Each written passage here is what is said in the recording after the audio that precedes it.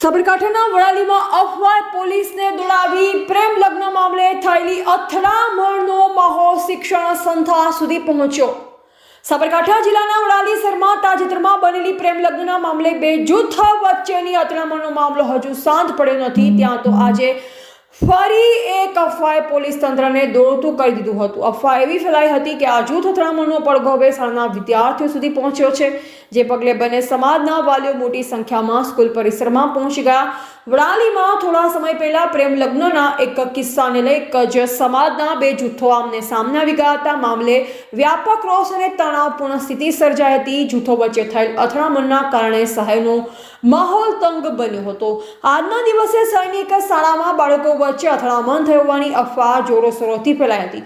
અફવાને તાજેતરની જૂથ અથડામણ સાથે જોડી દેવામાં આવતા પરિસ્થિતિ ગંભીર બની। પોતાના સંતાનોની સુરક્ષાને ધ્યાનમાં રાખી બંને સમાજના અનેક વાલીઓ તાત્કાલિક સ્કૂલના પરિસરમાં દોડી આવ્યા।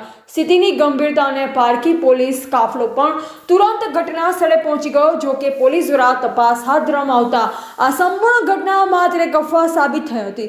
શાળામાં બાળકો વચ્ચે કોઈ મોટી અથડામણ કે જૂથ સંઘર્ષ થયો ન હોવાનું સ્પષ્ટતા થતાં સ્થાનિક પોલીસ તંત્રએ રાહતનો શ્વાસ લીધો હતો। ભલે આજની ઘટના માત્ર અફવા હોય, પરંતુ તાજેતરમાં થયેલી જૂથ અથડામણના કારણે બંને સમાજમાં વ્યાપક રોષ હજુ પણ યથાવત છે। સૂત્રોના જણાવ્યા અનુસાર વડાલીમાં આગામી સમયમાં પણ આ મામલે વધુ અથડામણનો દોર વધી શકે છે।